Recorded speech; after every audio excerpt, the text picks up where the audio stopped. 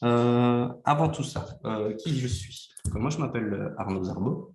Je suis psychologue, psychothérapeute et formateur. Et je travaille au centre Nadja ASBL, voilà, qui est un centre spécialisé dans les dépendances, situé à Liège, voilà, et qui propose différentes choses. De la consultation pour les personnes qui ont des difficultés avec une consommation, qu'elle soit légale ou illégale, avec ou sans substance. Donc, ça peut être l'alcool, le speed, la cocaïne, l'héro, mais ça peut être aussi les jeux d'argent, de hasard. Et on a aussi parfois des demandes de parents inquiets par rapport à leurs ados qui joueraient trop à Fortnite et autres joyeusetés. Voilà. Plus rarement, on a aussi des demandes liées à... En général, on redirige vers les services plus de l'EVRAS, mais voilà, de consultation compulsive de pornographie. Et donc, ça un peu hybride dans le champ des addictions. Voilà, donc on a des demandes très très larges pour des adultes, des adolescents. On propose des consultations individuelles, de couple et familiales, parce que on a un grand intérêt, une grande attention à l'entourage du consommateur, qui est très largement peu demandeur en fait de consultation, d'aller voir un psy, d'aller dans un centre spécialisé, mais c'est souvent l'entourage qui pousse plus ou moins pour aller trouver un tiers. Et donc voilà, on fait aussi des suivis rien qu'avec des parents, par exemple. On a un point accueil parents au centre Nadja qui propose en gros de recevoir en priorité les parents de consommateurs parce qu'on estime que ça a un effet dans le système familial et donc il faut entendre ces demandes de manière prioritaire. Et aussi tout jeune qui fait une demande chez nous est prioritaire sur les listes d'attente. Et comme vous le savez, les listes d'attente, ça devient un peu la norme et elles explosent un peu partout. Voilà. On a aussi un groupe parents. Voilà, c'est un groupe de parents, comme son nom l'indique, qui se réunissent entre eux, de parents qui ont eu des suivis ici pour eux et ou leur entourage et qui se voient entre eux pour se soutenir et élaborer autour de leurs difficultés, de leurs ressources par rapport aux consommations. Le tout coordonné par des thérapeutes du centre Nadja. Voilà en gros pour la consultation. Si vous voulez plus d'infos, évidemment, il y a notre site internet. Voilà. Ça, c'est un des métiers du centre Nadja, mais il y a aussi un autre métier qui est la documentation. Il faut savoir qu'on est le plus grand centre de documentation spécialisé en assuétude de Wallonie.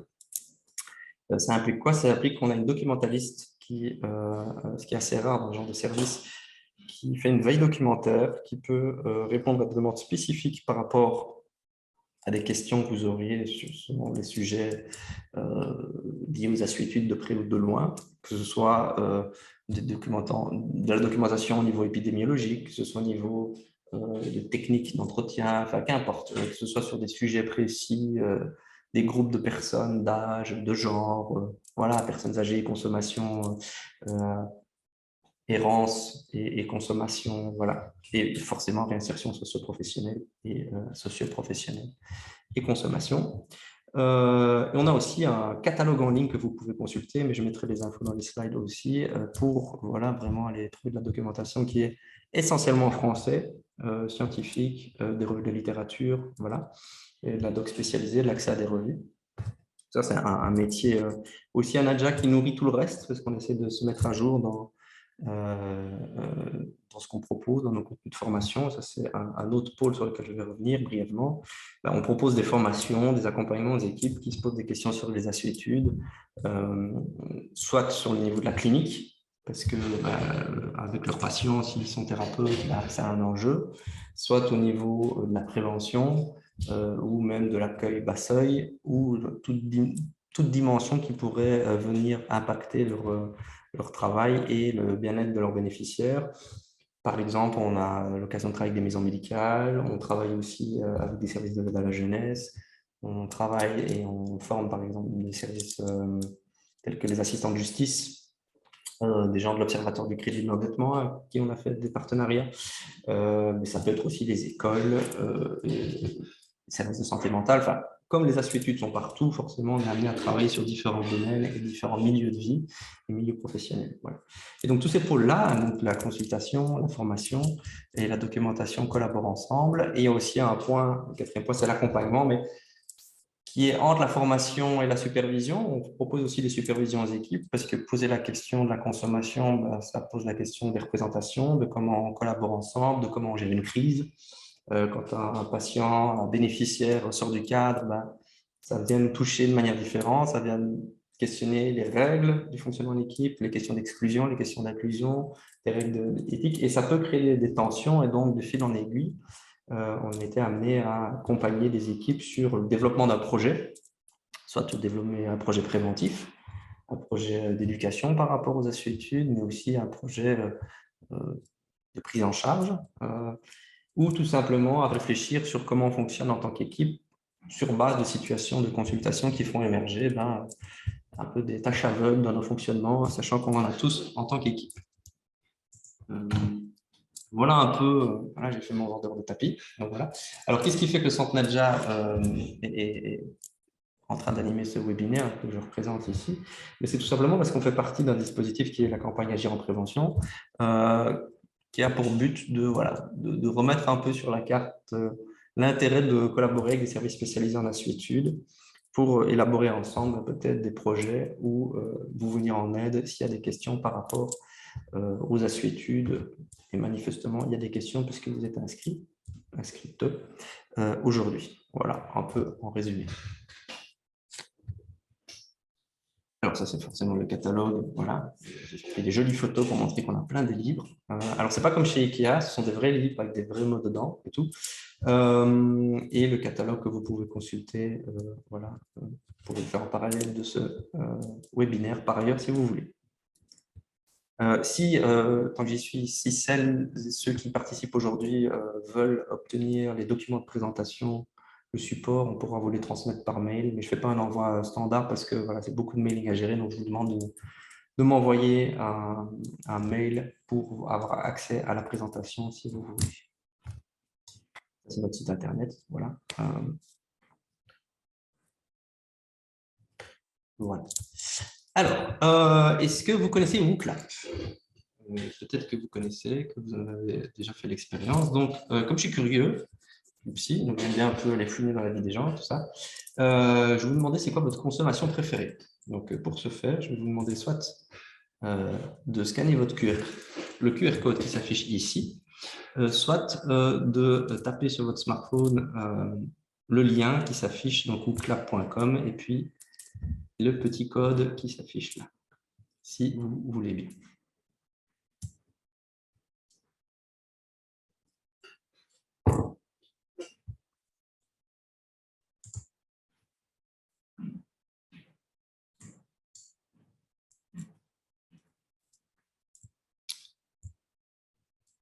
J'essaye de rendre ça interactif, mais voilà, donc soyez indulgents, indulgentes. Après, c'est ce que vous voulez bien partager dans un groupe. Hein. À vous de voir.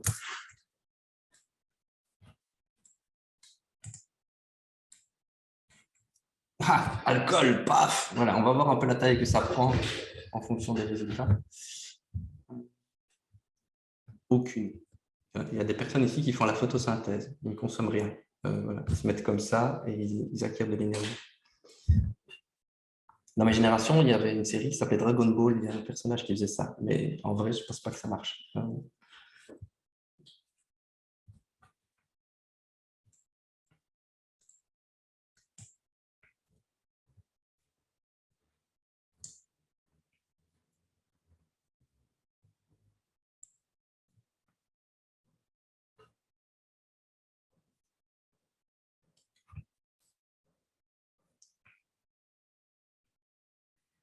L'alcool garde quand même le lead, hein, je suis en train de vous dire, on ne devrait pas...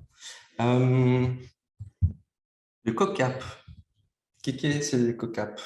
Je ne sais pas. C'est un jeu de mots pour de la cocaïne ou c'est du Coca-Conac? Je ne sais pas. C'est une marque, peut-être une marque.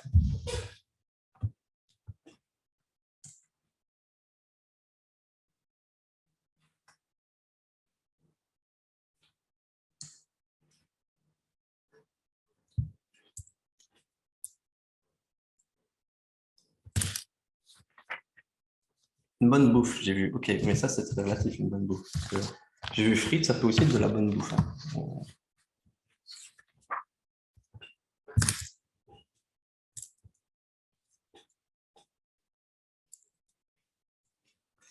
À la personne qui a mis rugby, lecture et vacances, je me dis que ça ne va pas être facile de lire avec le ballon et en même temps de courir. Mais voilà, c'est peut-être un art que je ne suis pas encore passé maître, mais je suis impressionné vraiment. Voilà. OK. C'est bien, en fait. Vous n'avez pas de console. Ben, écoutez, il faut qu'on parle. Ça ne va pas du tout.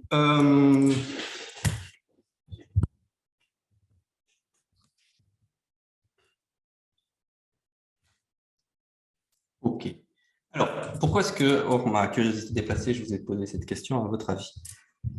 Est-ce que vous avez une idée qui fait que je pose ce genre de questions un peu étranges? Donc là, c'est le moment un peu tendu, où vous osez ou vous n'osez pas allumer le micro et interagir avec la personne qui anime le webinaire. Donc voilà, il faut se sentir à l'aise. Parce que la suétude est à la porte de chacun. Tout à fait, mais plus largement, parce qu'on est tous des consommateurs. Voilà. Et nous, au Centre Nadja, on part du principe que nous sommes des êtres de dépendance. Voilà. Et qu'on a tous notre petite dépendance quotidienne, voire nos grandes dépendances. Et donc, ça implique quoi? Ça implique que toute dépendance n'est pas problématique. Ah oui, j'ai vu aussi qu'il y a certains qui répondent dans le chat. Merci, je vais essayer d'être attentif à ça. Oui, donc, ce que je vais essayer d'élaborer avec vous aujourd'hui, c'est vraiment un dialogue sur la relation à la dépendance, la réinsertion socio-professionnelle. Je ne prétends pas être un expert de la réinsertion socio-professionnelle. Ça va être difficile seulement aujourd'hui, je le sens. Ça, c'est vos compétences. Ce que je prétends, c'est qu'on peut explorer ces domaines-là et voir comment, à travers un webinaire, donc c'est jamais qu'une invitation à, une introduction à, comment explorer certaines balises. Mais je ne prétends pas avoir de baguette magique pour vous dire c'est ça qu'il faut faire dans votre cadre de travail, vu qu'il y a dans la liste des participants des cadres de travail vraiment très, très variés. C'est plus voilà, une réflexion que je vous propose et qui peut-être peut alimenter votre travail au quotidien en équipe. Donc, oui, nous sommes tous des êtres de consommation et dans ces consommations, on voit plein de différences, plein de variétés et en même temps des choses qui nous rassemblent. Je pense que c'est intéressant et utile de se mettre au même niveau que l'usager de ce point de vue-là, parce que la seule différence avec l'usager qui a une consommation problématique, c'est que sa consommation elle a une emprise sur lui à un moment donné. Ce n'est pas vraiment la nature de sa consommation. Petit exemple, sur l'alcool, si c'était le cas, il suffirait de regarder une bouteille de Johnny Walker ou d'avoir bu un verre d'alcool pour d'emblée être dans une relation problématique. Or, ce n'est pas le cas pour la plupart des gens. Voilà. Voyager dans l'assiette, ça c'est intéressant. En Belgique, c'est bien, il y a plein de choses à trouver. Donc, la consommation et la dépendance ne sont pas spécialement des problèmes, mais peuvent le devenir. Et c'est dans ce cadre-là, dans ce processus-là, qu'on va pouvoir explorer en quoi ça peut freiner et ou, étrangement, être une ressource pour le bien-être des usagers avec lesquels on collabore. Donc, je répète, n'hésitez pas à intervenir, à m'interrompre, à me solliciter. Je ne vois pas que ça du tout comme une interruption, mais comme un dialogue. Et c'est plus... Voilà, si c'est utile, n'hésitons pas. Alors, continuons dans la petite présentation, si vous voulez bien. Alors, c'est une petite référence sur la notion de travail. Alors, je sais que la réinsertion socio-professionnelle, ce n'est pas que accéder au monde de l'emploi, ce n'est pas que le travail, mais c'est quand même un fil qui est souvent tiré et qui est là en pression larvée, j'ai envie de dire. Voilà. Et peut-être une différence avec les générations précédentes, c'est que le contexte sociétal a changé. C'est-à-dire qu'aujourd'hui, on ne peut plus garantir, je pense que c'est le cas pour ma génération, on est dans les années 80, que si je travaille aujourd'hui à un endroit, je vais très probablement finir ma carrière là-bas. Ça, c'est assez rare. C'est plus la norme. Il n'y a plus de promesses sociales sur la pérennité du travail. Et donc, ça crée un sentiment constant d'instabilité, d'imprévisibilité. Je ne sais pas si vous avez fait le plein de charbon ces temps-ci pour voilà, chauffer chez vous, mais voilà, on est dans un contexte sociétal qui ne favorise pas la sécurité interne. Et pourquoi je viens avec ce discours sociologique alors que je ne suis pas sociologue, mais parce que ça a un impact et ça a à mettre en relation avec le mode de la dépendance dans la mesure où la consommation, c'est quelque chose qui est éminemment stable, fiable, prévisible. Quand je bois mon verre d'alcool, quand je prends mes bonbons, mes chics, comme on dit à Liège, quand je mange routier, ou pas mitraillette, voilà, je prends vos exemples. Je sais ce que ça me fait. Au moment où je le fais, il n'y a pas de promesse sur ce que ça va me faire a priori. La sensation est immédiate. Et donc, il faut bien comprendre aussi que du point de vue de l'usager problématique, mais pas que, la consommation est parfois la seule chose de stable et fiable dans son environnement. Et on est au-delà des mots. C'est que là, il en a fait l'expérience concrète. C'est je consomme et je sais ce que ça me fait. Voilà, je sais ce que ça m'apporte au niveau immédiat. Attention, ici, je ne suis pas en train de justifier la consommation ou de la valider ou de l'invalider, ce n'est pas ma posture, mais j'essaie d'accéder à, du point de vue du consommateur, la promesse d'un emploi, la promesse d'une réinsertion, la promesse d'un avenir, ça reste une promesse. Et les promesses n'engagent que ceux qui y croient. L'alcool et les substances psychoactives ne font pas de promesses, elles agissent. Voilà. Et ça, c'est important de le comprendre dans la mesure où parfois il peut y avoir la représentation que les personnes qui consomment se suicident à petit feu, se font du mal ou se sabotent. C'est pas ça. La consommation est quelque chose qui part d'une motivation pour se faire du bien. Voilà, et qui alimente, et c'est tout le paradoxe, ça alimente cette souffrance chez les personnes qui se font du bien au niveau immédiat, et puis après, ça peut les déborder. Mais toute consommation n'est pas problématique. Alors, c'est quoi les enjeux clés d'aujourd'hui? C'est un peu prétentieux comme ligne aujourd'hui, mais c'est plus une invitation à comment prévenir les assuétudes en insertion socio-professionnelle. Déjà, est-ce qu'il faut? Comment en tenir compte dans le dispositif de formation? Comment accompagner et dépasser les freins liés à la consommation? Là, on parle plutôt de la stigmatisation et de tout ce mythe et tous ces mythes qu'il y a autour de la consommation, de la personne consommatrice. Voilà, et puis quelques balises préventives à explorer. Alors, je ne vais pas vous présenter un modèle de prévention, mais c'est plutôt en clôture de ce webinaire, quelques enjeux qui nous sont chers et qu'on invite à explorer chez les professionnels.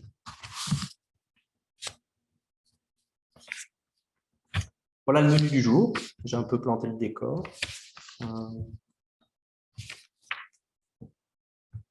Alors,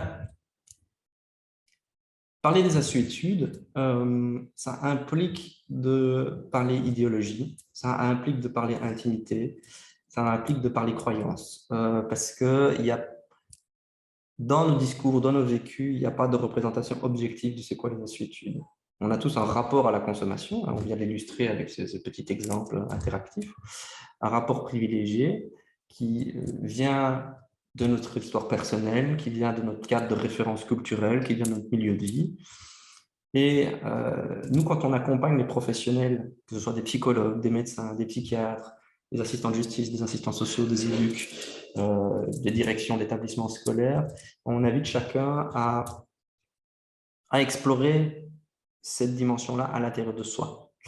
Et donc, par exemple, dans le cadre de formation, on va utiliser des exercices pour travailler ces représentations sur, au fond, qu'est-ce qui vous préoccupe dans le fait qu'une personne consomme? Alors ici, c'est un webinaire, donc on n'aurait pas le temps de le déployer, mais cette simple question, qu'est-ce qui vous préoccupe dans le fait qu'une personne consomme?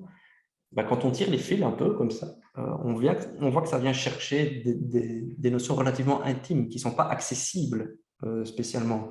On a des convictions sur ce qu'il faut par rapport à ça, sur ce qui est bon, sur ce qui est mauvais, hein, comme dans le sketch des inconnus, hein, c'est une vieille référence, mais il y a le bon chasseur et le mauvais chasseur, il y a la bonne conso et la mauvaise conso. En général, il y a mes consos et puis il y a celle des autres. Il y a ma façon de les consommer et puis celle des autres.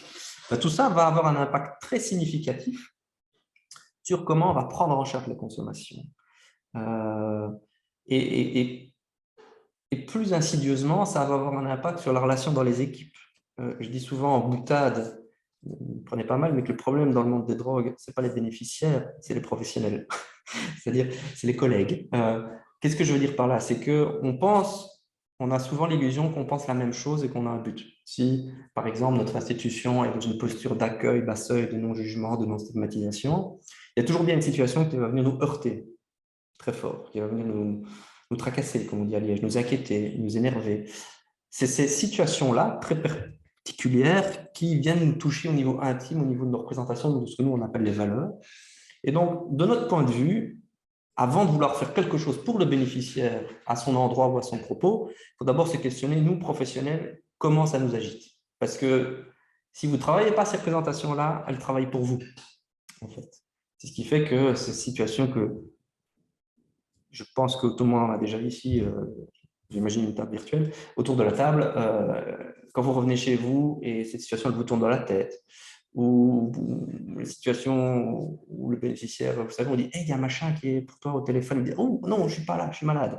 Voilà, ou les situations qui vous inquiètent, où vous êtes pressé de les revoir. En gros, toutes les situations qui viennent nous toucher, nous émouvoir, elles viennent nous émouvoir, pas parce qu'il y a forcément un danger, mais parce qu'elles viennent toucher un point intime chez nous.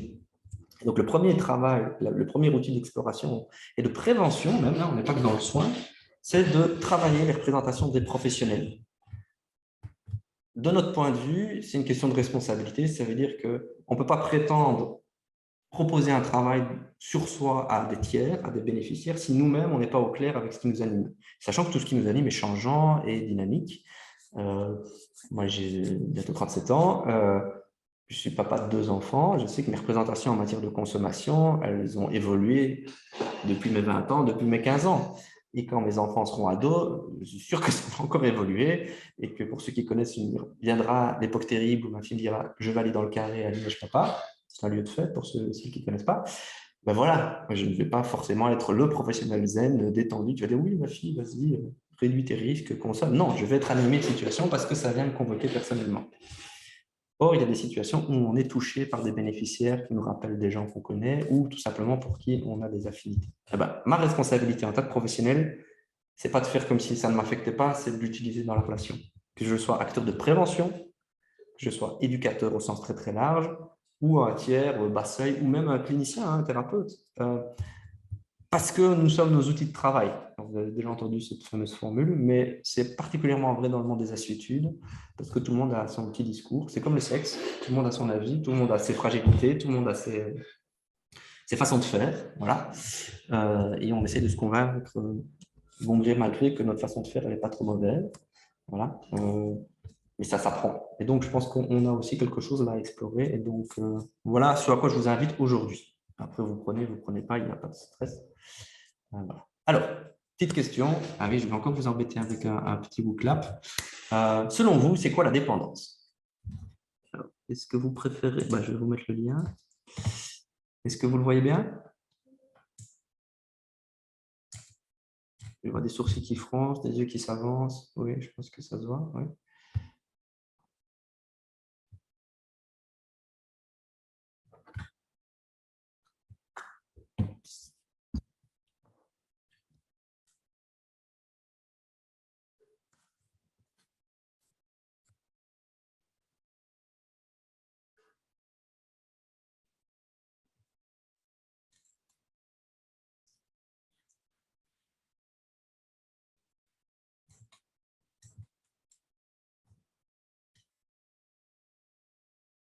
Je peux afficher les résultats?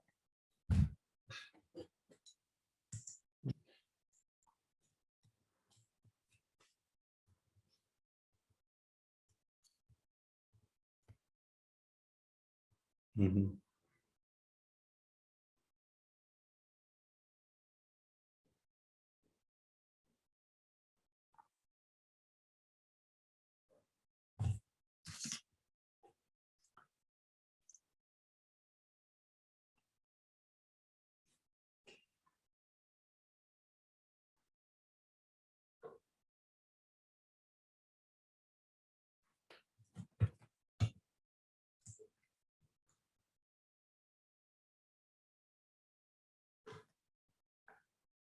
Vous avez des réponses très propres.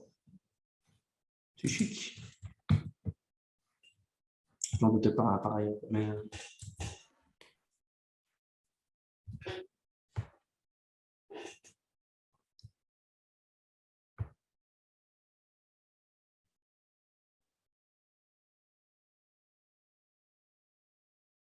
Est-ce que tout le monde voit lisiblement les résultats qui s'affichent? Ça peut dépendre de la taille de votre écran. Hein.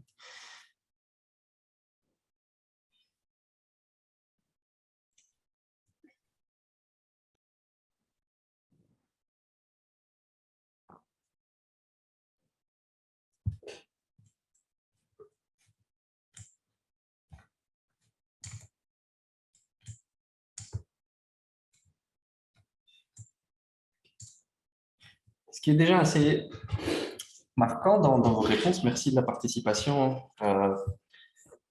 c'est qu'il y a, si je prends la tonalité, la coloration, c'est quand même fort négatif. Hein. Il y a un peu cette idée qui manque, qu'on est esclave de quelque chose, de ne pas savoir s'en passer. Et puis, il y a la notion de contrôle qui intervient. Et je vois le mot pathologie, le fait d'être accroché à. Alors, je ne dis pas que c'est ce que vous dites, mais c'est ce qui me ressort, ce que je perçois en tout cas, c'est mon biais de représentation. La dépendance n'est pas qu'un mécanisme négatif.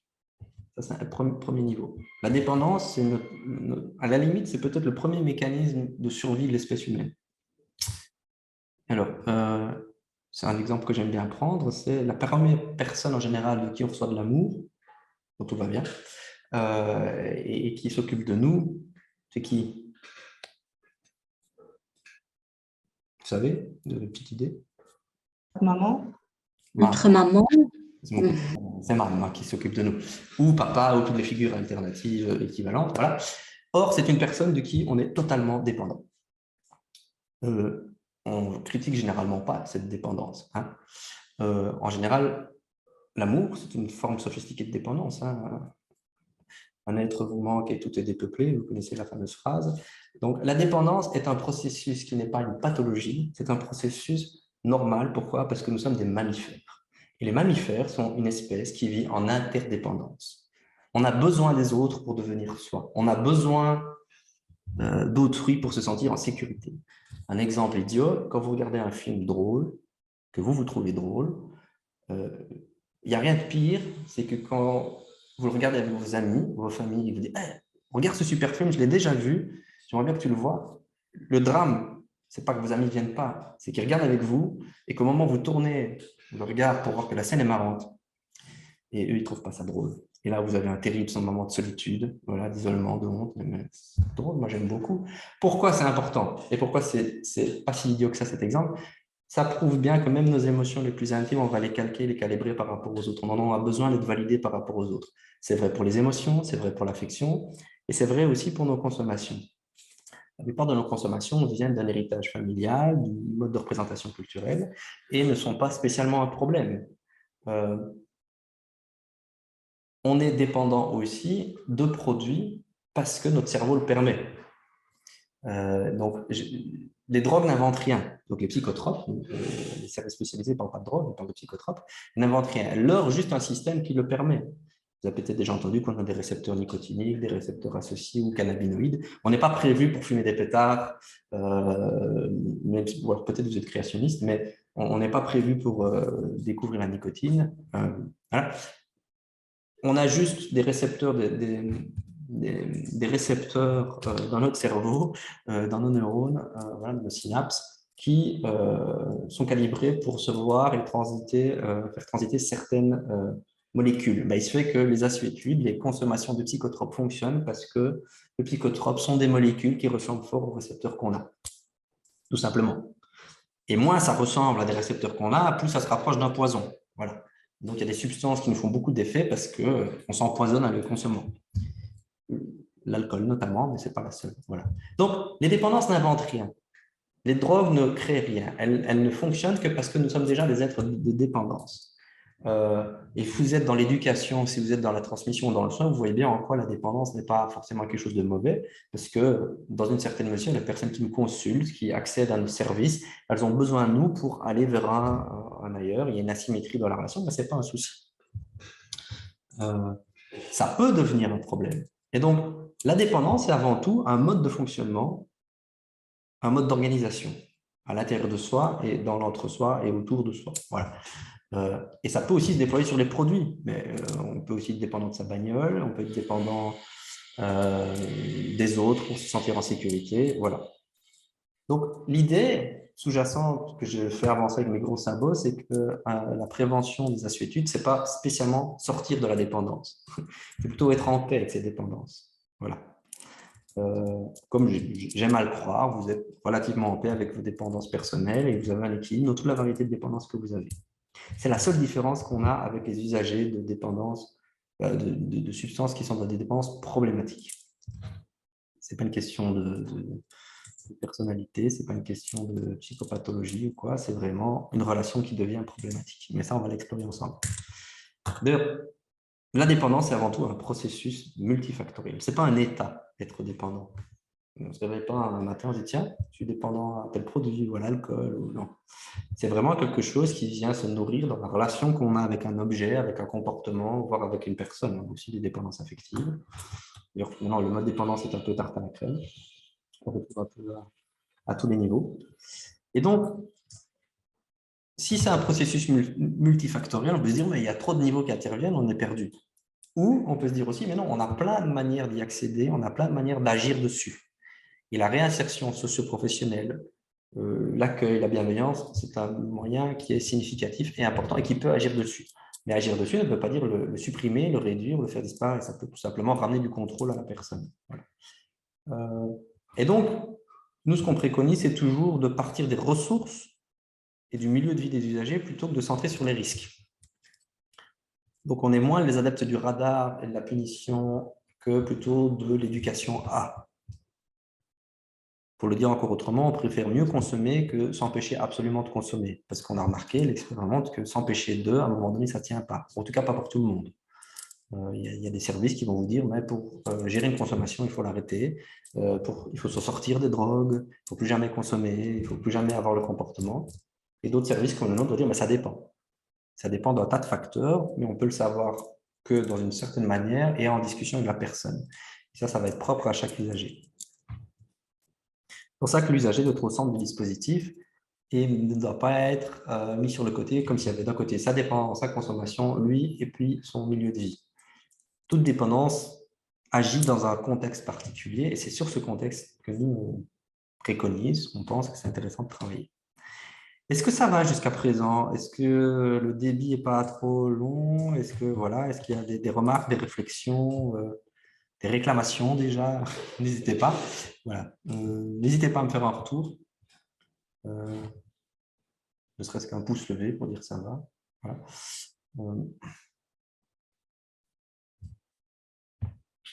Super. Quelques pouces. Comme je ne vois pas tout le monde, je vais me contenter des quelques pouces et je vais me dire que tout le monde est content. Alors, à votre petit question, petit débat, et puis j'arrêterai un peu avec les WooClap. Pour gérer une dépendance, pour vous, il faut quoi? Ok, des petites questions. Voilà, c'est la même chose. Pour gérer une dépendance, il faut quoi selon vous? Je vous invite à refaire ces petits.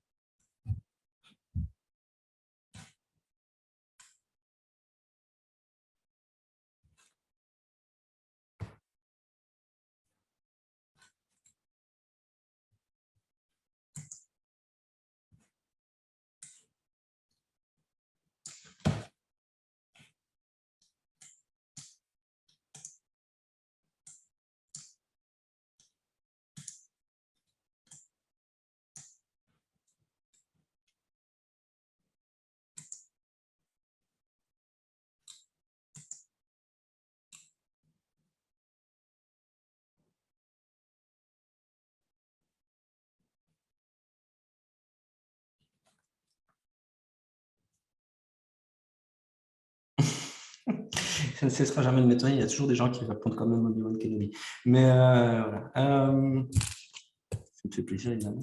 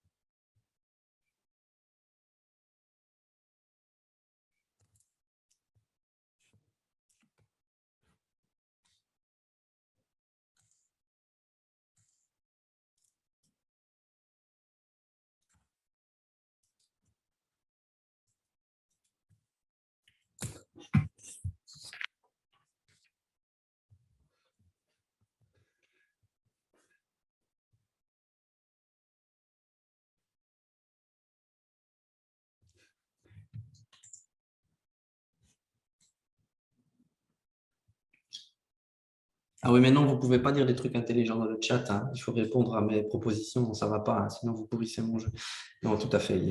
Pour ceux qui le voient, hein, il y a la question de l'écoute qu'on pourrait transmettre par l'aide, en fait.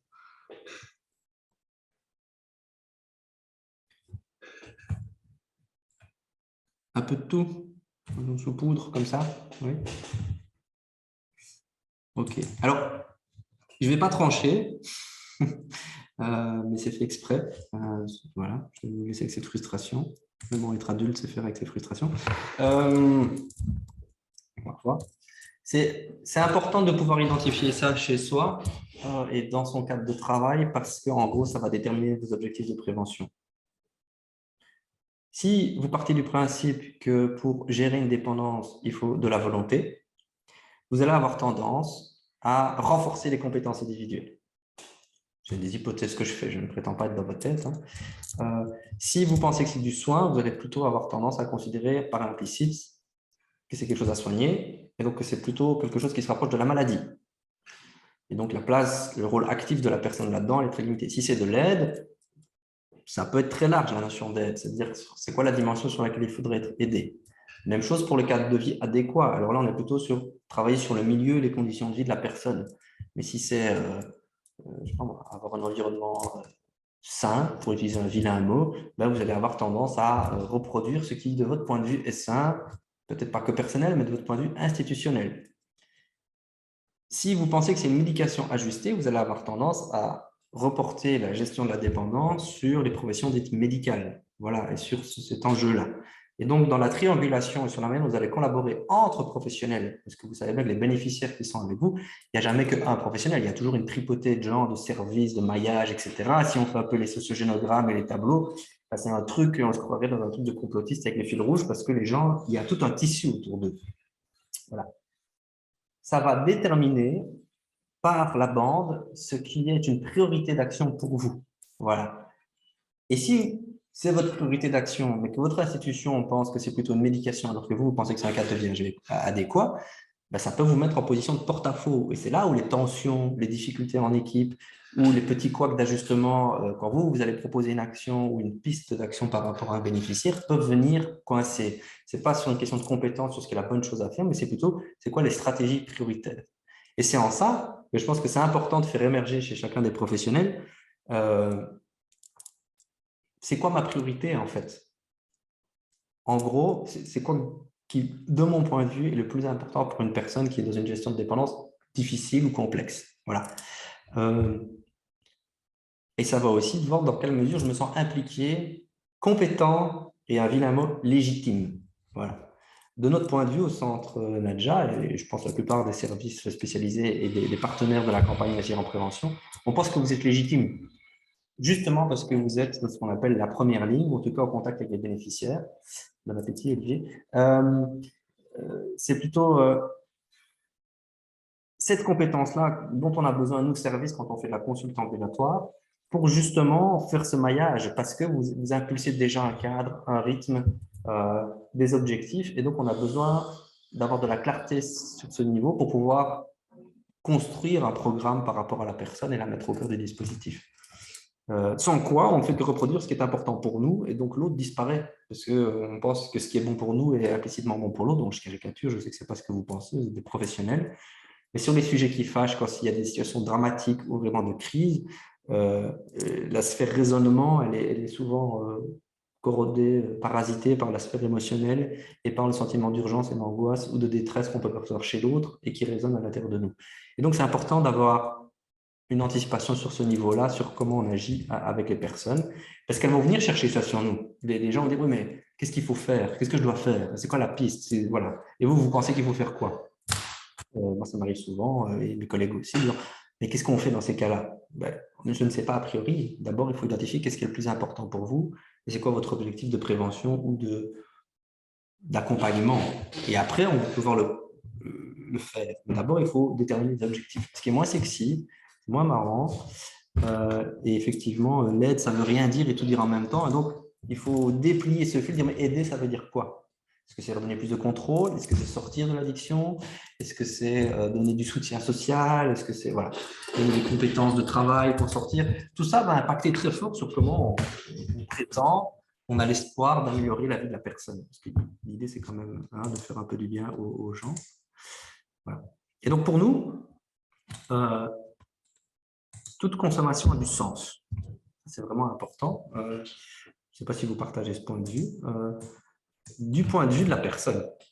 C'est-à-dire que si elle consomme, on part du principe qu'elle le fait pour des raisons qui sont légitimes de son point de vue. Et ce postulat est vraiment important, surtout quand le comportement ou la consommation ne font pas sens pour nous, nous paraît étrange, destructrice, violente, dure, inadéquate et qu'on a vu qu'il y avait plein de conséquences négatives. Si je veux proposer une alternative à la personne, je dois reconnaître que ce qu'elle fait, elle n'est pas tarée, elle n'est pas délirante, elle n'est pas bête, excusez-moi d'utiliser ces mots un peu vulgaires. Ou alors il faut considérer que les usagers sont une espèce à part. Voilà. Sont différents de nous. Pour nous, ils ne sont pas différents, ils sont juste une gradation sur le continuum de la relation à l'usage qui est problématique à un moment donné de leur vie. Les gens n'ont pas toujours été des dépendants, n'ont pas toujours été dans une situation problématique. Et donc, si la personne consomme, c'est parce qu'elle a fait l'expérience que ça rencontre des besoins. Et ces besoins sont liés à des motivations. Je fume des pétards, pas parce que je n'ai pas envie de rien faire de ma vie, mais parce que j'ai remarqué que quand je fume un pétard le matin, quand je dois aller à ma formation, ça me stresse à mort, les machines m'impressionnent, il y a le côté avec les autres, et donc ça me relaxe. Donc, du point de vue de la personne, même si je ne suis pas d'accord, c'est un moyen d'être professionnel. Je picole au travail, pas parce que j'ai envie de saboter, me mettre en danger les autres, mais parce que si je ne le fais pas, j'ai des attaques de panique et j'ai fait l'expérience que ça marchait au moins sur le court terme. Voilà. Ces motivations sont aussi à prendre dans un contexte. Ce n'est pas n'importe où, n'importe comment où les gens consomment, même si c'est à différents endroits. Et elles sont liées à un contexte de vie. Et donc, ce qui est délicat avec les associatifs, c'est qu'on ne peut pas compartimenter le monde du travail, le monde de la réinsertion, vie familiale et vie intime parce que ça atteint toutes les strates. Mais c'est intéressant d'identifier les lieux privilégiés où il y a la consommation. Si c'est juste dans le stage, en tout cas surtout dans le stage, c'est intéressant de se mobiliser pour voir dans le stage et dans ce cadre-là, qu'est-ce qui est à faire, à penser, à identifier, même si on peut se dire, oui, mais moi, je ne peux pas être tout le temps avec eux, je ne suis pas leur thérapeute, je ne suis pas gérer, je ne suis pas leur thérapeute de famille, je ne suis pas son clinicien, moi je suis là dans le cadre de réinsertion, par exemple. Mais si on est un peu systémicien, c'est une épistémologie qu'on aime bien en Centre Nadja, on pense que si un problème se manifeste à un endroit, on peut essayer d'y travailler à cet endroit, sans pouvoir le résoudre forcément, mais on peut aménager cet endroit pour voir comment ce comportement problématique peut être de plus en plus inutile à cet endroit. Donc comment, par exemple, dans le cadre du stage, rendre de plus en plus inutile, du point de vue de la personne, le fait qu'il ait besoin de consommer du cannabis pour se sentir en sécurité ou en confiance. Je n'ai pas dit que ça marche, je n'ai pas dit que c'était magique, mais c'est quelque chose qui est à la portée du professionnel parce que c'est l'aménagement du cadre de vie, en gros. C'est-à-dire qu'il faut amener une pipe à eau pour dire tu n'as plus besoin de fumer ou amener d'autres substances. C'est plutôt voir comment on peut réfléchir pour aménager le contexte et ne pas tout centrer sur le produit. Parce que la consommation, c'est une adaptation à un contexte. C'est vraiment un mode de régulation pour la personne, c'est un mode de gestion où elle a fait l'expérience que ça lui faisait du bien. J'essaie d'accélérer un peu parce que le temps file. Donc, ça, c'est juste cette petite phrase de ce grand penseur scientifiquement. J'ai que des citations ultra scientifiques, comme vous avez vu, ultra pro. C'est l'idée que ce n'est pas parce qu'on a une consommation de stupéfiants, pour utiliser le langage judiciaire, ou de psychotropes, qu'on a forcément un problème.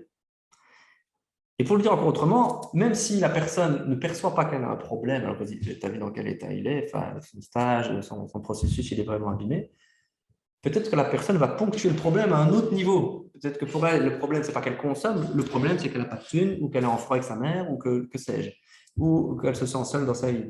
Et donc, plus on se braque sur la substance, plus on donne de la place à la substance. Et plus on justifie les effets de la substance sur le contexte. Pour le dire encore autrement, travailler sur les assuétudes peut tout à fait se faire sans même jamais aborder les assuétudes en prévention ou en travaillant sur les facteurs qui sous-tendent la solitude. Le confort de la famille, la sécurité interne, le confort dans ses compétences, enfin, voilà, tout ce qui va sécuriser la personne et faire qu'à un moment donné, la consommation, c'est jamais qu'un comportement. Donc nous, on est très fervents d'idée qu'on ne peut pas rattacher une personne à sa consommation, les lier. On a un problème avec la drogue à un moment donné de sa vie, ou avec le jeu de poker, ou le bingo, ou le sexe, qu'importe. Mais ça ne nous résume pas, parce que sinon, ça veut dire que tout ce qu'on fait est lié à la drogue, et donc on n'a plus le pouvoir, plus de contrôle. Or, l'idée, c'est de augmenter le contrôle de la personne sur sa consommation. Ça peut passer par la gestion, ça peut passer par la réduction des risques, ou par l'abstinence. Donc, du coup, ça implique quoi? Ça implique qu'on n'est pas le seul travailleur à porter le poids de la résolution de ces difficultés. Et c'est aussi envoyer un message aux autres, c'est-à-dire qu'ils ne doivent pas porter seuls ces soucis qu'ils ont avec les consommations. Et parfois aussi, il y a des gens qui consomment des stupéfiants, des psychotropes illégaux et qui n'ont pas de problème. Voilà. Nous, on a des gens qui sont venus, qui consommaient l'héroïne, qui étaient des consommateurs réguliers d'héroïne et qui avaient vie de famille, boulot stable, etc. Et les difficultés sont venues, pas parce que l'héros, mais parce que le boulot a changé et ça crée un facteur de stress. Voilà. Et donc, ça posait des questions sur comment au quotidien on gérait l'héros. Voilà. On n'était plus sur le terrain, on était dans un bureau et donc ça allait poser des questions, il y avait des tests d'urine, etc. Prise de sang. Mais il y a des personnes qui consomment de l'alcool toute leur vie, qui consomment des clopes toute leur vie et ça ne leur pose pas de problème. Alors, ça ne veut pas dire qu'il n'y a pas des risques, toute consommation a un risque. Mais ça ne génère pas spécialement de la souffrance, du mal-être, ça n'envoie pas forcément toutes les sphères de la vie de la personne. Donc, attention à nos représentations à ce niveau-là. Ce n'est pas parce que c'est illégal ou qu'on ne connaît pas que c'est forcément problématique. La question, c'est comment ça a un impact sur mes objectifs, moi, de travailleur, et sur le cadre de mon institution. Si ça n'a aucun effet sur la réinsertion, si ça n'a aucun effet sur la collaboration, sur l'évolution de la personne, on est plus face à un jugement de valeur du professionnel, et c'est légitime d'en avoir, hein. On n'est pas des moines bouddhistes qui, et encore j'y connais rien en bouddhisme, ils sont sans jugement, mais il faut faire la part des choses. Alors, c'est-à-dire, qu'est-ce que ça empêche ou qu'est-ce que ça permet? Et souvent, ça permet du point de vue de la personne plein de choses. Et donc, pour avancer encore un peu plus en profondeur dans cette question de la dépendance, c'est la question de la rechute. Hein, la rechute, ce n'est pas un échec. Alors, ça veut dire quoi? Évidemment, du point de vue de la personne, c'est un échec parce qu'il s'est dit je vais arrêter de consommer ou je vais réguler ma consommation et là, j'y arrive pas et paf, rebolote, casse départ. Sauf que si on est dans cette vision Monopoly, comme ça, on passe par la case prison et on recommence, on perd tous ses acquis, alors on ne peut pas faire d'apprentissage de la rechute. Mais autre illustration débile que j'aime beaucoup, c'est qu'il y a une différence entre tomber les mains attachées dans le dos, la bouche ouverte, et tomber les mains en avant et en se récupérant un peu. Dans le premier cas, vous finissez peut-être comme dans American History X avec beaucoup de blessures graves, vous faites très très mal. Et dans le deuxième cas, vous tombez quand même, mais peut-être vous vous relevez plus facilement et vous pouvez apprendre de cette chute. Et vous êtes moins traumatisé, moins humilié, moins en souffrance longtemps, et donc vous récupérez plus vite. Mais vous tombez quand même. Et donc la rechute, c'est un processus qui vient signifier plusieurs choses, qui ne vient pas n'importe comment, n'importe quand, ça peut être très aléatoire, mais qui est une phase dans le processus de gestion du produit. Et donc il y a des personnes qui peuvent faire beaucoup de rechutes. Mais si la rechute est vue par la personne et par son entourage professionnel ou intime comme chaque fois un échec, on la métaphore du régime, si chaque fois que vous faites un régime, dire c'est les Bikini Summer Body Challenge, je vais faire un régime, et puis bardaf, soirée Netflix, plein de chips, comme ça, miam, miam, et vous dites oh non, diantre, j'ai échoué dans ma tentative de régime, je suis faible, mauvais, je suis une mauvaise personne, il n'y arrivera jamais, je vais tout. Oui, avec le martinet, tout à fait. Je ne vaux rien. La première tentation, c'est quoi? C'est de remanger du chips. Pourquoi? Parce que forcément, le chips, il vous a fait l'expérience que quand même, il vous fait du bien. Mais plus vous mangez du chips, plus vous culpabilisez. Et plus vous culpabilisez, pour... Vous avez compris. Donc là, je vous ai juste donné envie de chips. Bien, on arrive bientôt à l'heure. Donc, la rechute, c'est différent. C'est-à-dire, c'est si on travaille des aspects émotionnels qu'il y a derrière la rechute, c'est qu'est-ce qui fait qui m'a amené à ça? C'est quoi les facteurs de stress? C'est quoi les angoisses? C'est quoi ce qui me préoccupe? Et comment je peux anticiper qu'il va probablement y avoir de la rechute? alors ça me donne prise dessus. Et donc, ça désacralise cette rechute. C'est jamais qu'un élément du dispositif. Et donc, en tant que professionnel, surtout, c'est désacraliser, démystifier cette fameuse rechute. Il est très probable qu'il y ait des rechutes. Et là, c'est plus de techniques de thérapeute. Parfois, on peut même la prescrire. C'est-à-dire, dire, bah, vas-y, picole, c'est pas ça, ou consomme. C'est donc, il est très probable qu'il y ait une rechute. Je ne vois pas pourquoi vous empêcherez de boire. Enfin, c'est plein d'injonctions paradoxales où on annonce la couleur quelque part. Parce que du point de vue de l'usager, peut-être que la rechute va être vécue comme quelque chose de honteux, qui va à son tour générer le fait qu'on abandonne, qu'on décroche du programme de réinsertion, du soin, du suivi. Et donc, si c'est anticipé dans l'équipe, dans l'institution, que c'est porté, que c'est régulé, pas résolu, je dis régulé, c'est-à-dire on annonce la couleur, ben peut-être que ça va diminuer un peu cette tension interne et que la personne va moins se sentir humiliée et un peu envahie par sa consommation. Et ça amène un peu d'indulgence et ça permet à la personne de rattraper un peu mieux le wagon. Voilà. Alors, je sais qu'il y a des politiques de zéro consommation sur nos institutions. Ça réfléchit en équipe. Et donc, la rechute, ça ne dépend pas que de la volonté. C'est vraiment une mécanique contextuelle qui arrive à des moments clés, des moments de crise. Mais toutes les crises ne sont pas mauvaises. Hein. Et un jour, vous avez quitté une vie familiale, ça a été une crise. Un jour, vous êtes mis en couple, c'était une crise. Un jour, peut-être, vous avez une famille, c'était une crise. Voilà. Il y a des pertes, il y a des acquis à chaque fois. Et donc, ces crises, c'est des choses qui sont à supporter par les institutions. Sans quoi, le message qu'on envoie aux gens, c'est « vous n'êtes valable que si vous ne consommez pas ». Donc, il y a toute une partie de vous que je ne légitime pas, qui est mauvaise, qui n'a pas droit au chapitre et qui va agir un peu comme un Dr Jekyll et Mr Hyde. Je ne sais pas si vous avez déjà lu ce roman, mais en tant qu'intervenant du soin ou de l'aide, c'est assez intéressant. Le problème de Dr Jekyll et Mr Hyde, ce n'est pas que Mr Hyde est mauvais, c'est que pendant tout le livre, jamais Mr Hyde n'est reconnu. Jamais il y a une main tendue vers lui. Et donc, le travail, c'est d'accueillir ces différentes dimensions de la personne et essayer de voir ce qu'on peut bricoler avec. Tout ce que je propose, c'est jamais que des tentatives de. Hein, je n'ai pas la prétention de dire que c'est comme ça qu'il faut faire, mais c'est plutôt des balises. Alors, ça va, vous tenez le coup?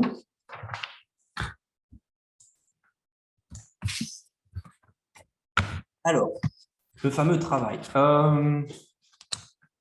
Ouais, ça, c'est peut-être plus une revendication, j'ai envie de dire, qu'autre chose, mais c'est aussi l'idée que ce n'est pas une fin en soi, le travail. Alors, c'est peut-être générationnel. Voilà. Ma génération, elle travaille pour vivre, elle ne vit pas pour travailler. Et donc, l'usager aussi, il a le droit à travailler pour vivre et pas à se déterminer, à s'identifier à son travail. Et effectivement, être usager de drogue n'est pas forcément un frein à l'accès au travail. Accès à la citoyenneté, mais ça veut dire juste être reconnu comme les autres. Je ne sais pas si vous avez déjà vu le film Trainspotting. Bon, ce n'est pas un film de prévention, mais moi, la phrase la plus marquante du film, c'est la fin. Désolé pour ce que je spoil, que je divulgage pour les académiciens présents dans la salle. Il dit « Maintenant, je vais être comme vous, mais comme vous, le public, vous, les gens normaux. » Et donc, la citoyenneté aussi, elle doit pouvoir inclure les gens qui sont hors normes, qui ont fait ça, vous le savez, je prêche des convaincus, qui ont des parcours atypiques, morcelés, abîmés, voilà, exclus. Et on sait que les personnes qui consomment sont très freinées dans l'accès aux soins, dans l'accès à l'inclusion sociale, du simple fait qu'elles consomment et qu'elles ont des relations difficiles avec la déconsommation. Alors, ça, c'est un gros pavé voilà, que j'ai pu explorer dans le cadre de cette présentation aussi, qui montre en fait que la réinsertion, c'est sympa, c'est utile, mais que, en gros, comme souvent, il n'y a pas une thune, il n'y a pas de processus stable dans le temps, il n'y a pas de collectivisation des infos, il n'y a pas d'évaluation standardisée, et donc, en gros, c'est très lié à la politique des États. Donc, oui, la réinsertion des usagers ou des ex-usagers de drogue, de psychotropes est un outil vers le bien-être, à condition qu'elle soit nourrie et mobilisée. Et à l'inverse, quand ce n'est pas le cas, bah, ça amplifie le sentiment qu'on ne mérite pas ou qu'on n'a pas droit au chapitre du monde du travail. Et donc, ça envoie des mauvais messages, je pense, et peu efficaces en tout cas, aux consommateurs. Alors, ici, c'est plus pour explorer le niveau parfois conflictuel, ou tendu, ou ambivalent entre les exigences des institutions, au sens très très large, je ne pointe aucune institution du droit, et le sentiment d'être en porte-à-faux que peut avoir le professionnel quand il voit que son usager est dans une grande détresse ou dans des situations très complexes par rapport au cahier de charge et à l'agenda. C'est quelque chose que les profs peuvent très fort expérimenter. Et je vois bien que tel élève est en difficulté, mais il y a le programme, il y a le cours, machin, il y a les deadlines, voilà.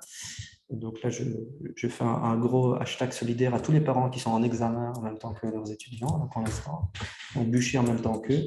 Mais on voit bien comment tout ça impacte l'entourage. Et donc, cette tension insoluble entre les exigences, les conditions d'accès au stage, à la fin du stage, le remonte du travail après, ou tout simplement un programme de soins, ça peut vous mettre dans une tension interne qui risque d'amener à quoi? À de l'épuisement professionnel. Parce qu'on peut se retrouver alors en tant que professionnel à porter, à proposer, pour le dire un peu dans un autre langage, dans des tentatives de solutions, de vouloir proposer 3 milliards de choses, et puis que ça ne prenne pas en face pour des enjeux qui ne sont pas tenus en compte par l'institution et que tout ça s'effondre. Voilà.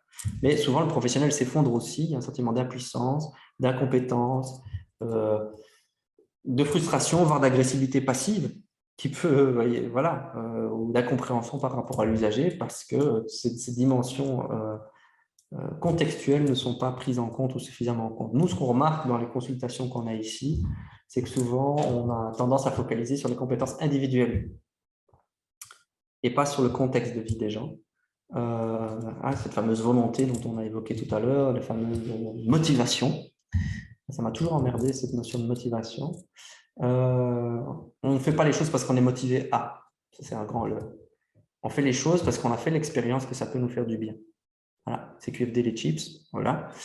Et donc, du coup, c'est ce retour d'expérience qui va à son tour alimenter, oui, je sais, j'insiste avec les chips, la motivation. Donc, la motivation, c'est une conséquence d'une expérience. Ce n'est pas un préalable.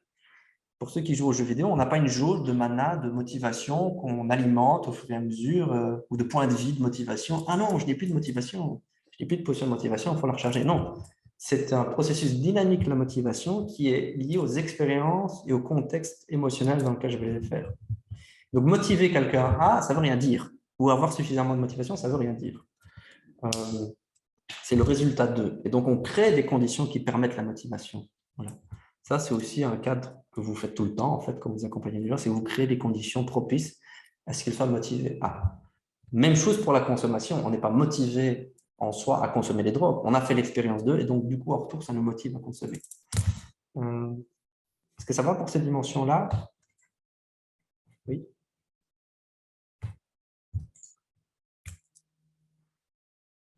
Et comment ça se passe pour des choses qu'on n'a jamais faites? Excellente question. Tout simplement par imitation. C'est-à-dire que comme on est des grosses bestioles sociales, voilà, oui, je sais, j'étais un terme chic,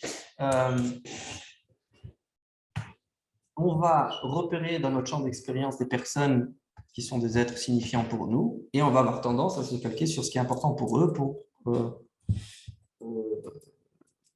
pour tester les choses. Mais on a besoin d'un référent qui valide ça.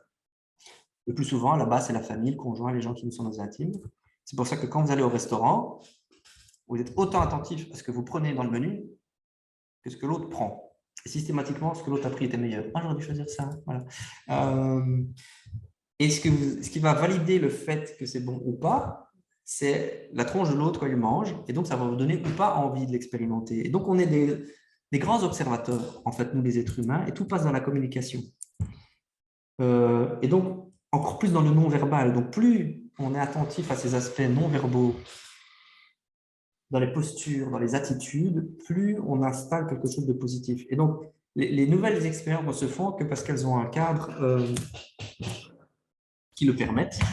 Et que parce que, excusez-moi, j'ai un petit problème de prise électrique, parce qu'on a un contexte qui permet d'alimenter ça. Excusez-moi, bon, je reviens tout de suite. Voilà. C'est du live, donc je dois sur le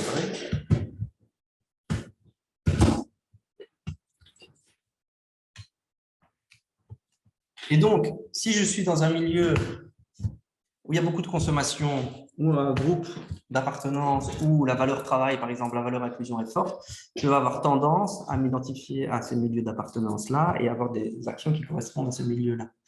Pourquoi? Parce que nous, les êtres humains, on aime bien appartenir. C'est pour ça que les adolescents, par exemple, ils se ressemblent tous à un moment donné. Voilà. On a tous des normes de coolitude à l'adolescence. Plus ton sac à dos chez les mecs est plat, plus t'es cool. Moins t'as de trucs dedans. Genre, si tu dois tout le temps demander des bics, tout ça, ah, j'ai pas de bics, j'ai pas de feuilles, cool. Voilà. Plus tu as un vrai sac à dos de vrai ado, moi par exemple, je faisais 1 mètre de haut, 1 mètre de long, voilà, moins t'es cool. Voilà. Mais donc, c'est important d'avoir des références. Et donc, c'est pareil aussi pour l'inclusion dans le groupe de travail, dans les pairs, donc la prévention par les pairs, auprès des usagers qui sont adultes ou jeunes, est vraiment un élément fondamental pour initier des attitudes que nous, on valide. Donc, pour le dire encore autrement, dans la prévention, donc je glisse déjà des trucs de la prévention, c'est pas faire en sorte que les gens aient moins de comportements qu'on ne veut pas, c'est augmenter les comportements qu'on veut. Donc, en gros, si je veux renforcer la bienveillance, la solidarité ou l'inclusion ou la réflexion critique, je dois plutôt focaliser sur les comportements qui permettent ça dans le groupe et voir comment je les mets en place, plutôt que de vouloir réduire les comportements qui posent problème.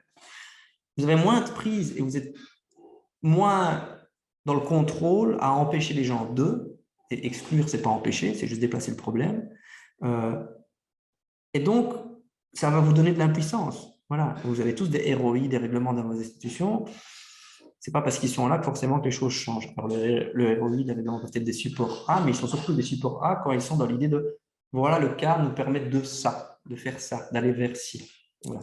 Donc, en matière d'assuétude, c'est voir comment on peut renforcer les comportements qu'on valide et comment on peut responsabiliser les collectifs là-dedans. Alors, c'est facile à dire, c'est chaud à faire, mais c'est un peu la piste que nous, on va identifier, on va partir des ressources.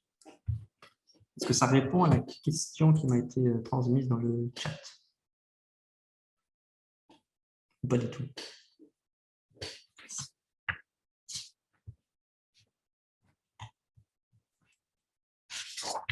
Ok. Alors, ça va, vous tenez le coup? Super. Intervenir au bon niveau. Alors ici, c'est plutôt une réflexion sur les niveaux d'intervention qu'on a en prévention, mais aussi en accompagnement des personnes. Voilà. C'est des pistes. Je ne prétends pas que ce soit encore une fois une méthode, je dirais, linéaire. Donc, je me méfie en général de la linéarité. Mais c'est plutôt pour vous inviter à voir comment les pressions et les différentes perceptions du temps peuvent amener une espèce de concurrence interne chez les personnes. Voilà.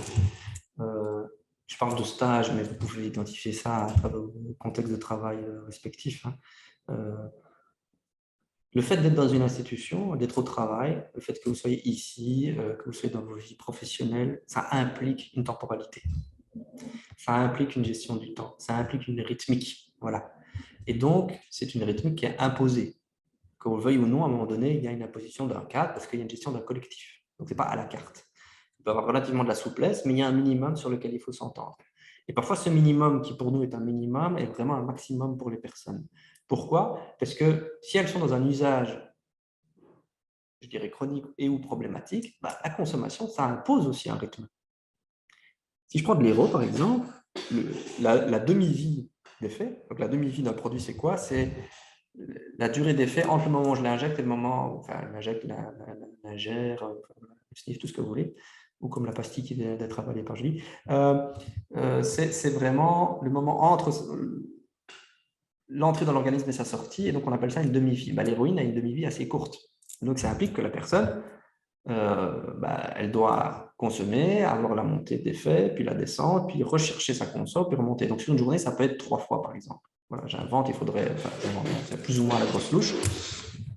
Et donc, ça veut dire que la personne, elle est fort occupée mentalement à être dans une stabilité et à gérer la montée, l'effet et puis la descente. Donc, il y a toute une temporalité. Le fait de fumer un pétard avec du cannabis, ça a aussi une temporalité parce qu'il y a la durée de l'effet qui est relative à la substance. Et donc, tout ça va amener une gestion du quotidien, une gestion importante psychiquement pour la personne, qui peut se retrouver en concurrence avec les autres dimensions de sa vie. Et je n'ai même pas parlé des rituels et des habitudes familiales, conjugales, amicales, et, voilà, et tout ça qui est autour. Et toutes ces dimensions-là peuvent vraiment se sentir en concurrence et vraiment amener une lutte interne qui amène juste la personne à culpabiliser et paradoxalement encore plus consommer et à rester coincé là-dedans.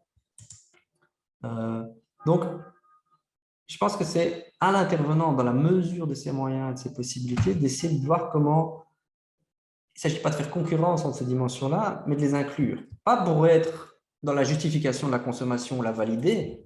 Encore une fois, hein, on s'en fout que la personne consomme pas. On n'a pas de projet par rapport à ça. C'est plutôt dans la mesure où on a remarqué que si on ne fait pas ça, il y a plus de décrochage, en fait. Que ce soit dans le soin, que ce soit dans les suivis d'éducation, la réinsertion, parce que c'est vu comme une violence pour la personne et qu'à choisir entre un truc stable, fiable, dont elle connaît bien et dont elle est experte, parce que le consommateur est toujours le meilleur expert de sa consommation que n'importe qui d'autre, par rapport à un truc vaguement, pour avoir un salaire, si c'est une motivation, de l'inclusion et tout le blabla que vous faites autour qui le validerait, bah, il va choisir la stabilité, la fiabilité, ce qui est l'argument logique, entre guillemets. Et donc, même par rapport à d'autres aspects de sa vie, surtout si la personne a fait l'expérience que c'est la consommation qui répond bien à ses besoins au moment où elle consomme.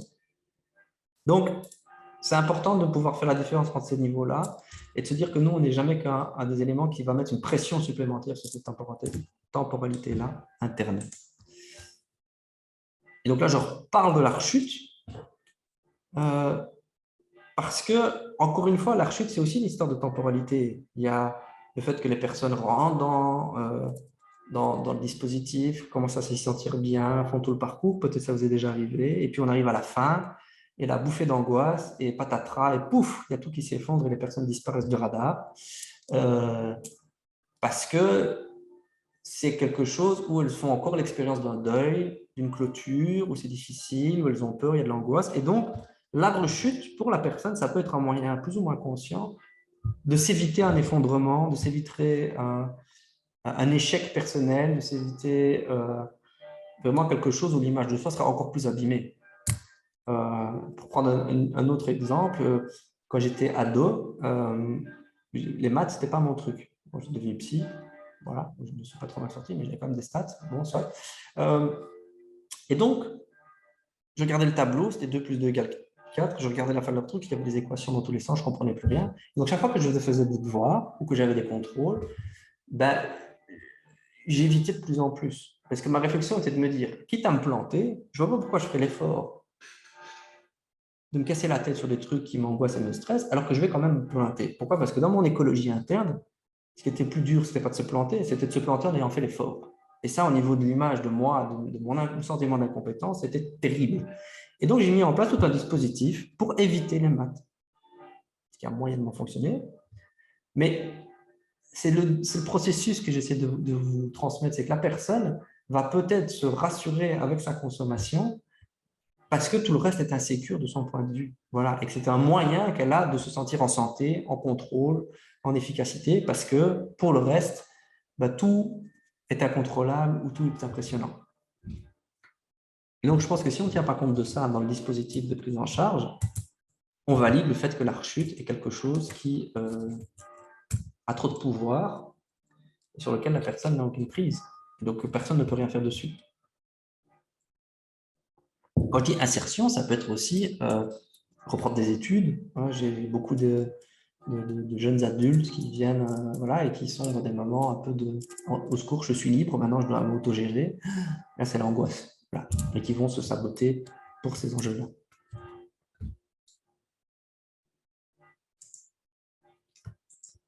Alors, je vais un peu avancer, si vous voulez bien, et clôturer voilà, sur quelques notions, des situations entre guillemets, c'est des choses qui reviennent assez souvent.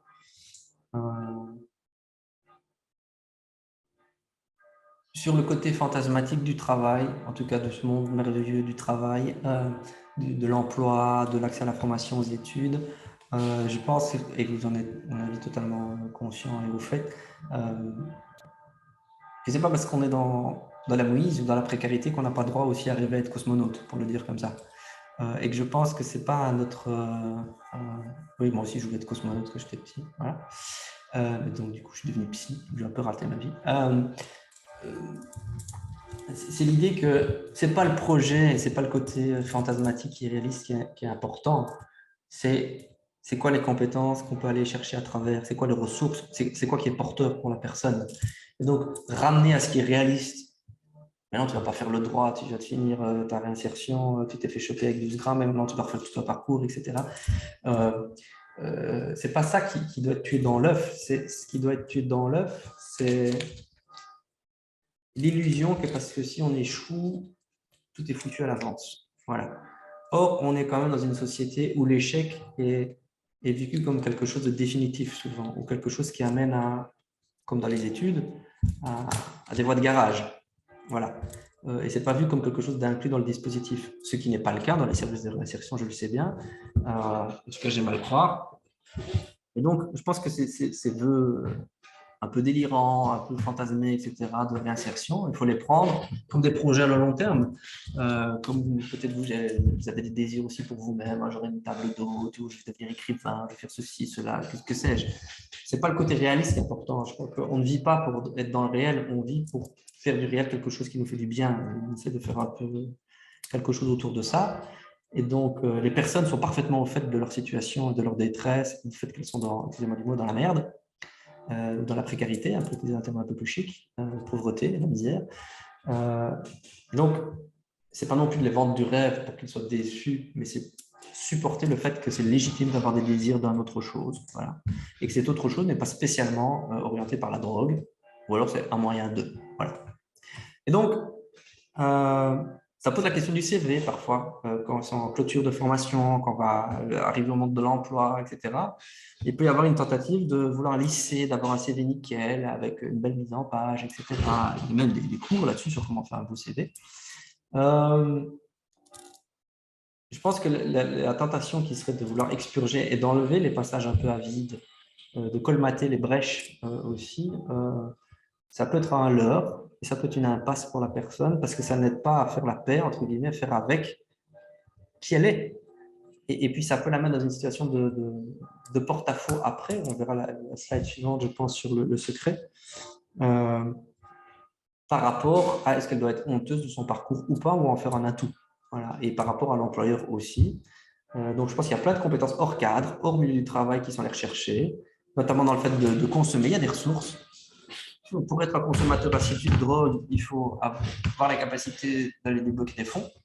Il faut avoir la capacité de gérer sa consommation. Il faut avoir la capacité de se mettre en sécurité quand on consomme, d'être dans un milieu qui le supporte, de gérer les autres professionnels, les tensions, l'entourage, etc. Et donc, savoir consommer, entre guillemets, ça implique des compétences. Par exemple, consommer des trucs illégaux, ben, c'est la compétence de faire des choses illégales. Alors, je ne suis pas en train de le valider, hein, je ne suis pas en train de faire une ode à la mafia ou au narcos, mais c'est plutôt comment, en tant que professionnel, je peux aller chercher les ressources sur les compétences. Donc, par exemple, nous, on a un outil qu'on utilise dans notre catalogue 1000 facettes, c'est J'ai pris des risques, c'est juste pour vous illustrer. On demande à tout un chacun, on aurait pu le faire ici si on était dans le cadre de formation, de se souvenir d'un risque qu'ils ont pris quand ils étaient gamins ou ados. Et donc, on plus ou moins grand risque. Hein. Voilà, j'ai fait la courte échelle, je suis allé en soirée, mes parents n'étaient pas au courant, etc. Ou j'ai bu plus que j'ai fini dans un champ. La dernière fois que je l'ai fait, les gens finissaient beaucoup dans un champ. Et donc, l'idée, ce n'est pas de justifier ou d'invalider le comportement, c'est de voir en quoi, pour avoir ce comportement à risque, que maintenant ils constatent qu'il y a eu des effets négatifs plus ou moins importants, c'est qu'ils ont dû mettre en branle tout un champ de compétences.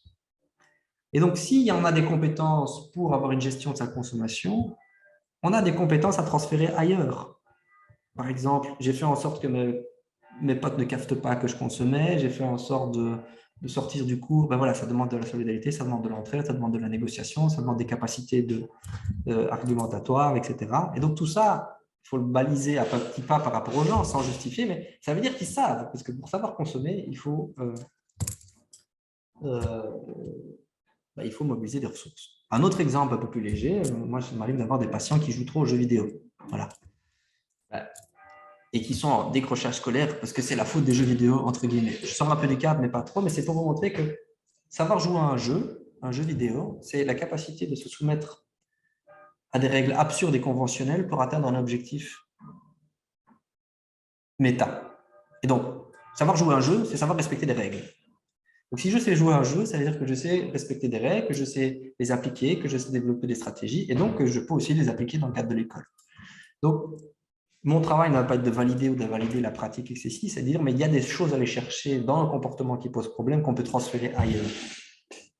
C'est une technique de psy peut-être, mais je pense qu'à bas bruit, on peut aussi le faire dans le cadre des ressources, dans le cadre des dimensions collectives de prise en charge des personnes qui font un parcours de réinsertion, parce que leurs parcours sont aussi des ressources. Et si elles en sont arrivées jusque-là, c'est qu'elles ont réussi à mettre des choses pour tenir la barque, plus ou moins, jusque-là. Et faire appel à l'aide, ou entre guillemets, se faire assister, c'est un vilain mot, mais par toute une cohorte de professionnels, c'est aussi des ressources, c'est savoir susciter l'inquiétude ou l'intérêt pour soi chez le professionnel. Il y a des gens qui sont très doués pour ça. Hein.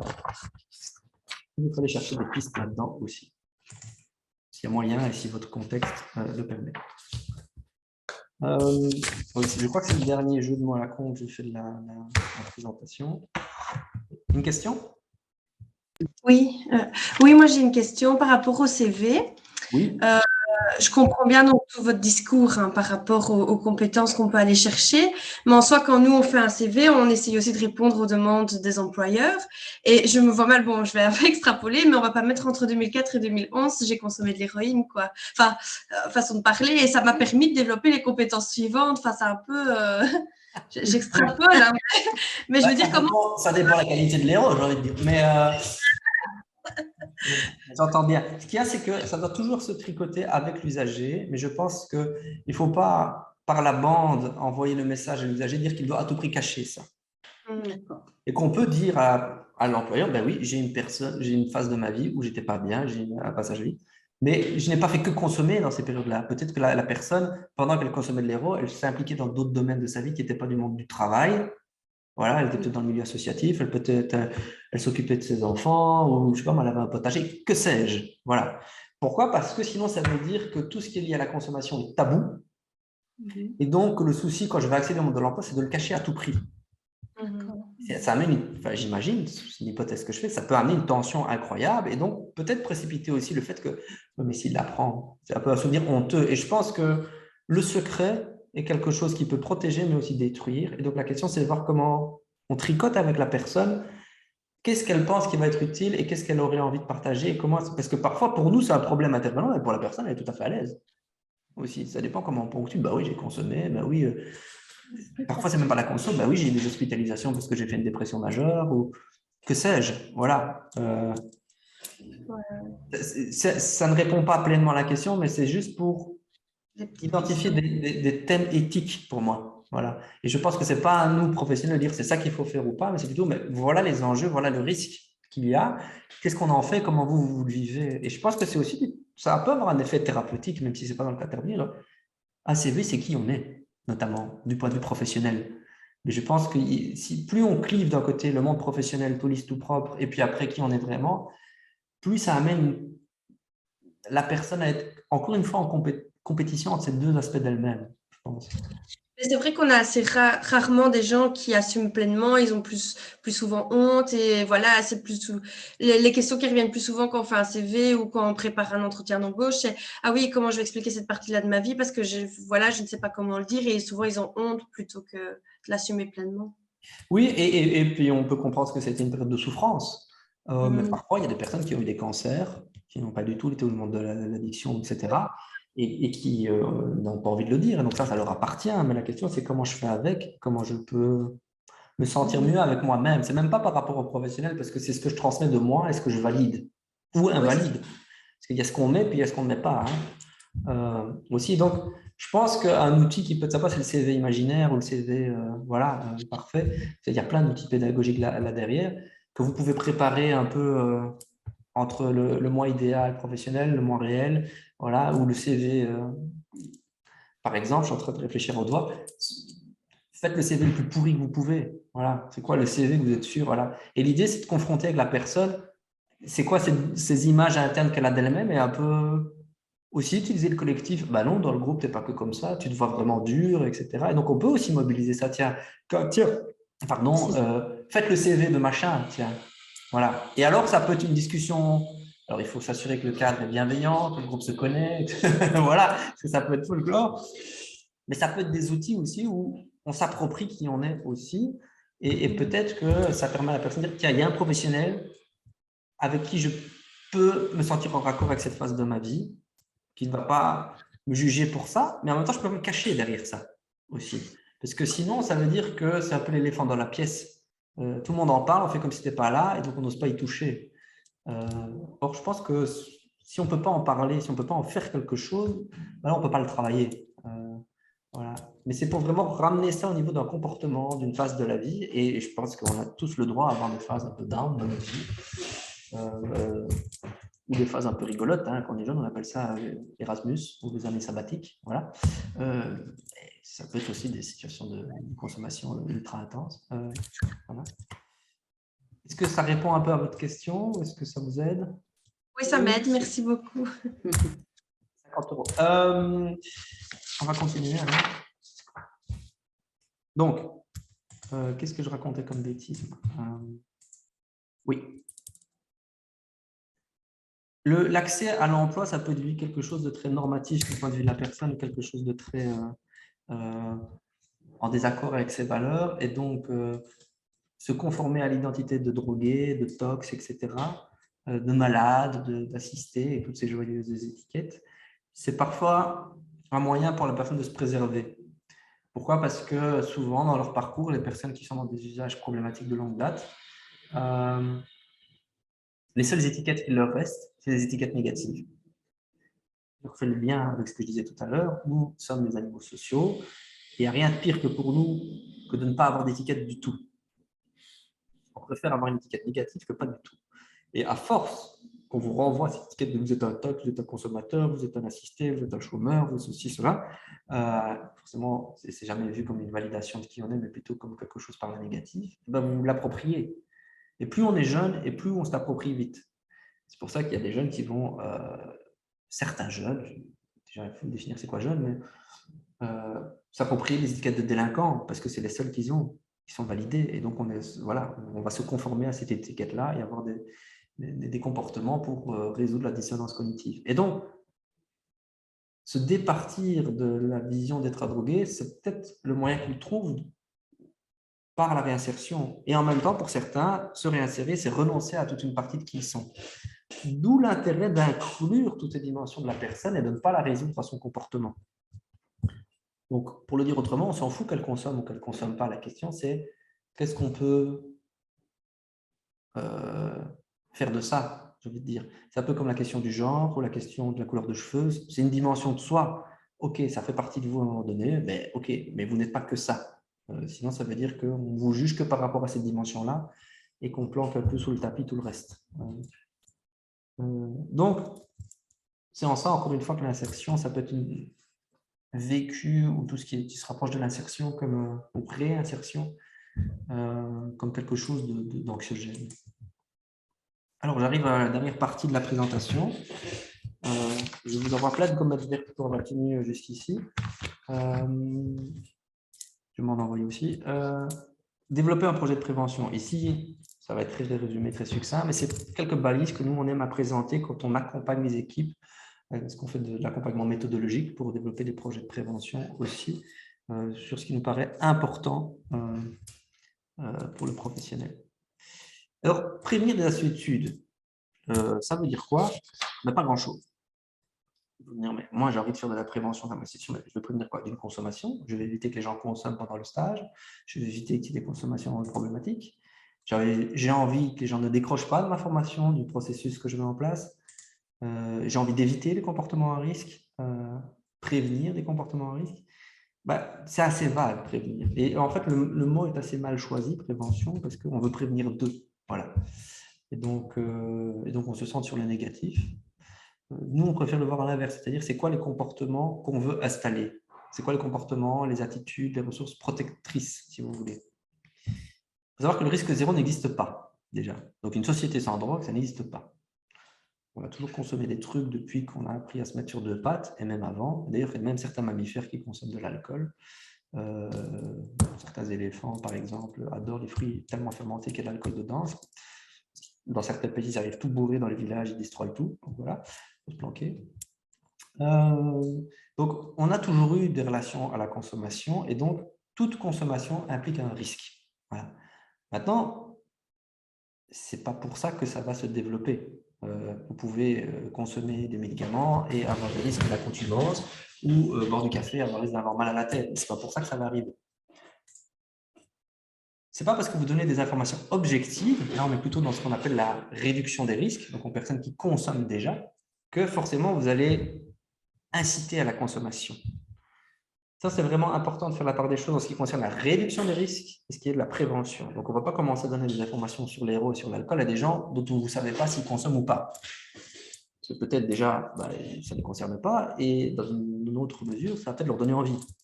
Voilà. Comme disait Oscar Wilde, il n'y a pas de mauvaise ou de bonne publicité, l'important c'est qu'on parle de moi. Donc, je dis plein de fois du mal sur les chips tout à l'heure, vous avez quand même pensé aux chips. Okay, vous êtes toujours en train de penser. Donc, même si je dis que c'est gras, que c'est saturé en trucs non hydrogénés, que c'est industriel, que c'est ceci, cela, quand même, vous êtes en train de dire « Ah, mais moi, mes préférés, c'est cela. » Donc, pour ne pas penser à quelque chose, vous devez quand même penser le truc et puis le barrer symboliquement. Donc ça ne sert à rien de parler des drogues à des gens qui ne sont pas concernés par les drogues a priori. Mais on peut quand même faire de la prévention des études sans parler de drogue. Par contre, pour les gens qui sont déjà dans des consommations, ce n'est pas parce qu'on informe sur les choses et sur la moyen de réduire les comportements à risque qu'on va leur donner plus envie de consommer. C'est juste qu'on inclut ça et qu'on arrête de se voiler la face. C'est un premier levier important. Et on sait que le milieu du travail et la formation, au sens large, sont des milieux à risque. Voilà. Donc, il n'y a pas de milieu qui échappe à la question des consommations. Elles sont partout. Voilà. Et la question, ce n'est pas est-ce qu'il faut le faire ou pas, c'est comment il faut le faire. Voilà. Et donc, pour nous, quand je dis nous, ce n'est pas un nous majestif, c'est les services spécialisés en assuétude. On peut la faire à différents moments. Ça peut être quand un projet professionnel émerge, ça peut être lors de l'accès à la formation, ça peut être du point de vue de l'usager après ou au retour dans l'emploi. Et donc, il y a différents moyens et niveaux sur lesquels on peut agir pour ces différentes strates-là dans le parcours de l'usager. Et pour nous, l'idée, c'est qu'il faut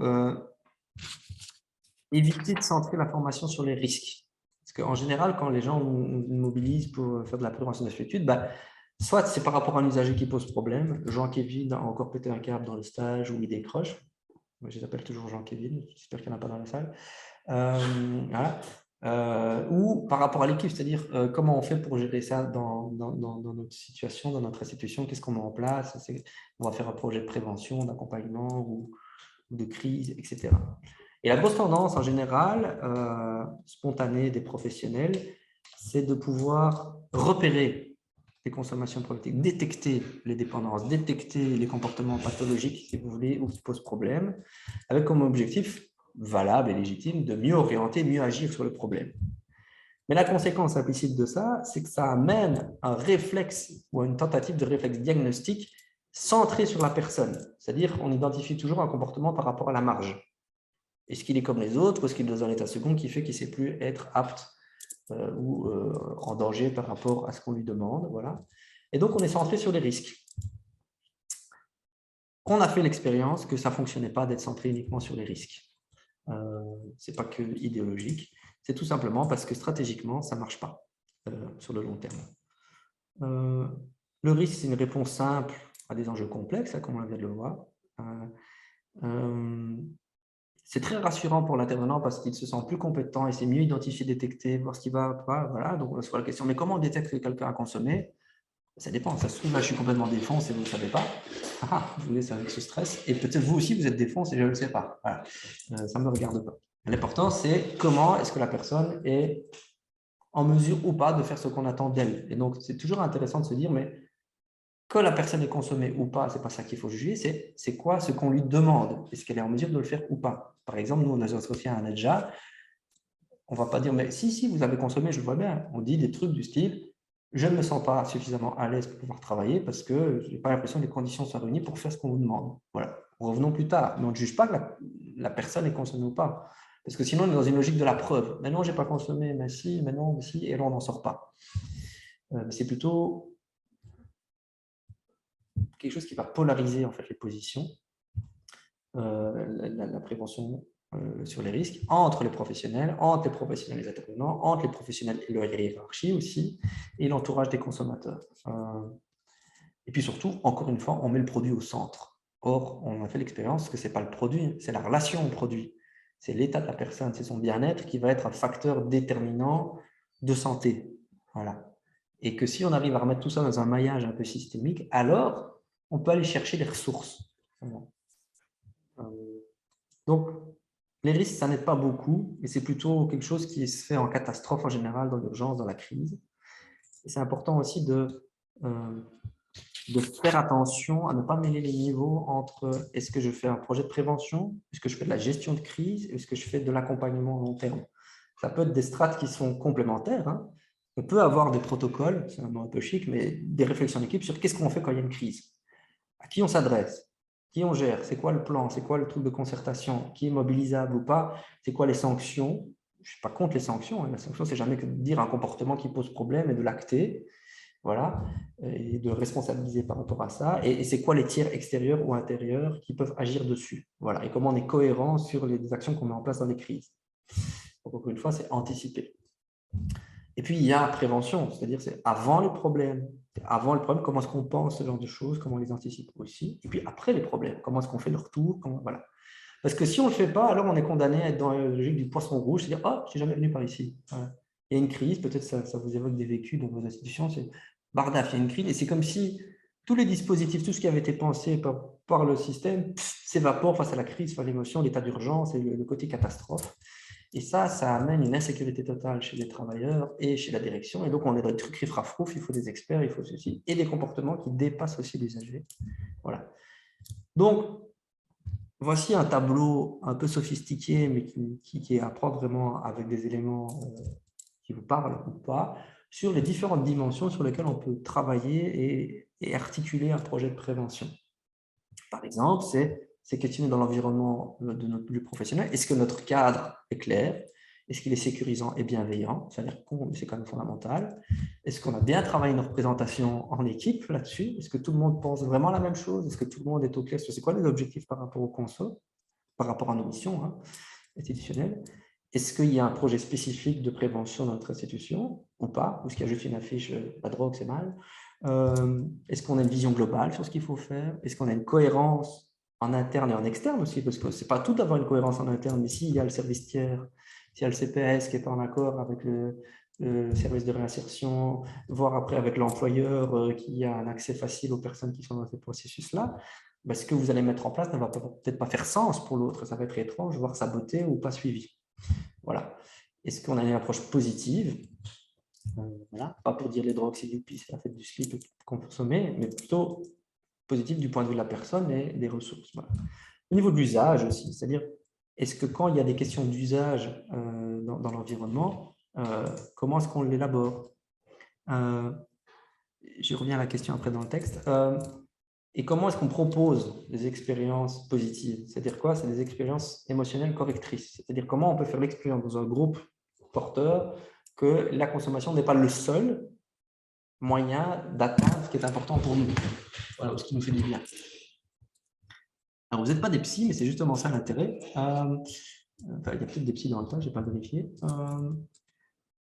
Alors, lorsqu'un stagiaire ne permet pas au reste du groupe de suivre le cours à cause de sa dépendance, bah, c'est déjà de voir dans quelle mesure il n'y a pas des bénéfices secondaires pour le groupe.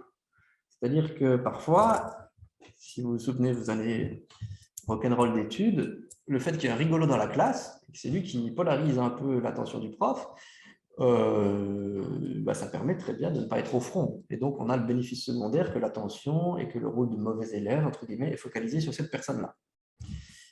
Donc, peut-être qu'une stratégie, c'est de responsabiliser le groupe pour voir qu'est-ce que le groupe, lui, va faire pour gérer ça. Et, voilà. Et comment est-ce qu'il va être porteur d'un changement et interpeller la personne qui concerne.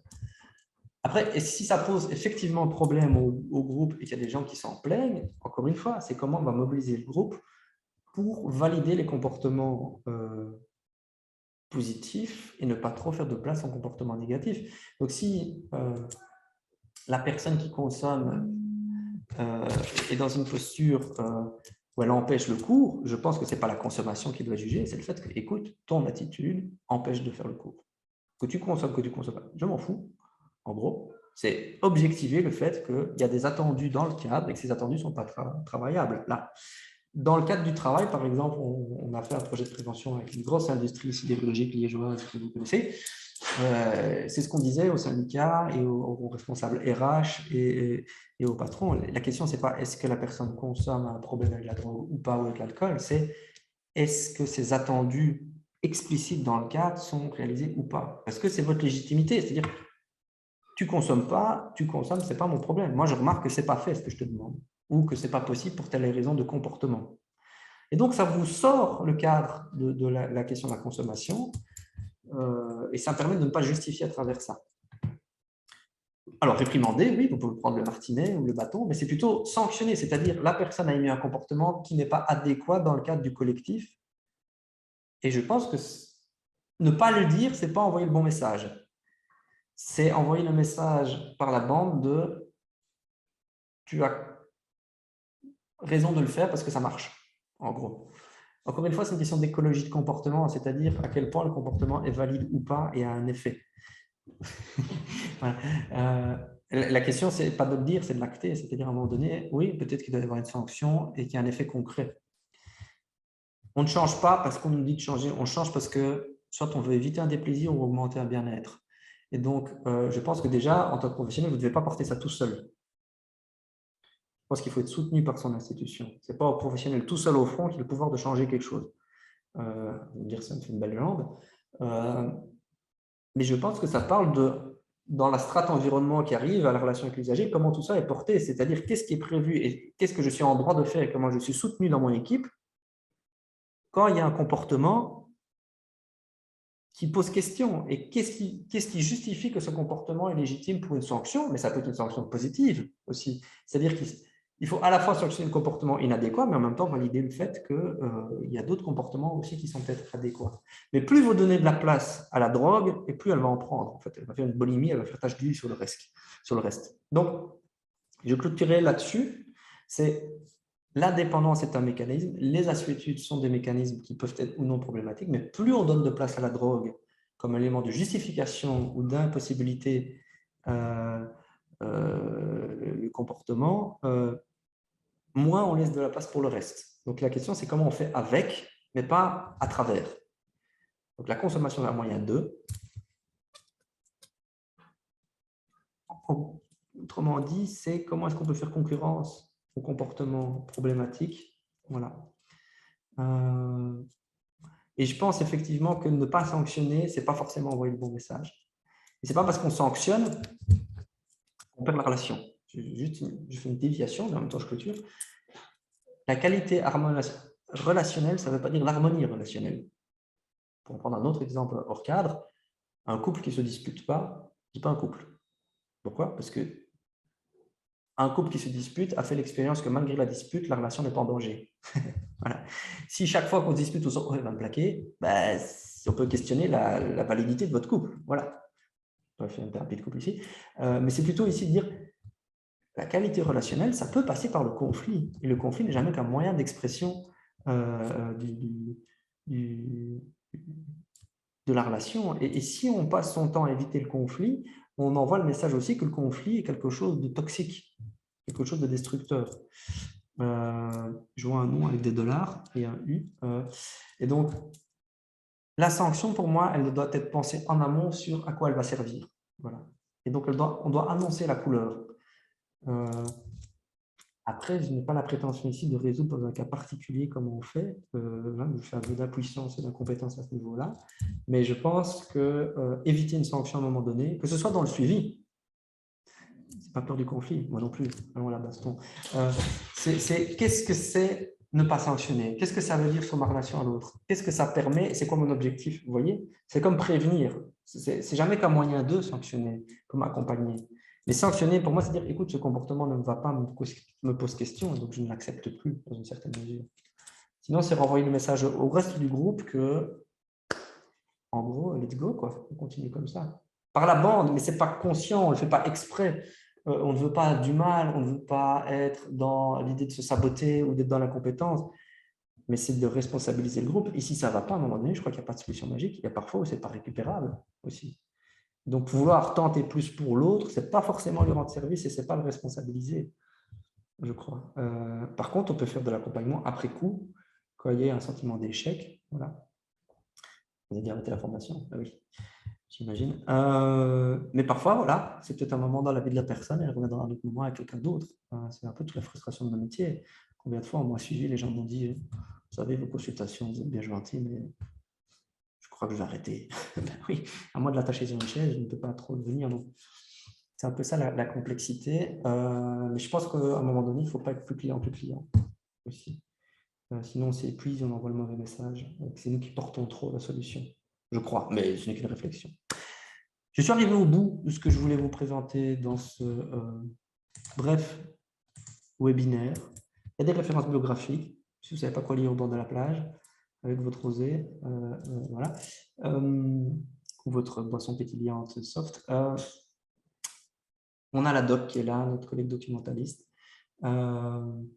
qui peut vous aider, qui peut répondre aux questions. On a une newsletter aussi sur le thème de nos HFETU, si ça vous intéresse, que vous pouvez consulter et sur laquelle vous pouvez vous inscrire si vous n'avez pas assez de spam dans votre boîte mail. Voilà, il y en a un peu plus. Donc, n'hésitez pas. Je vous remercie de votre attention, de votre participation.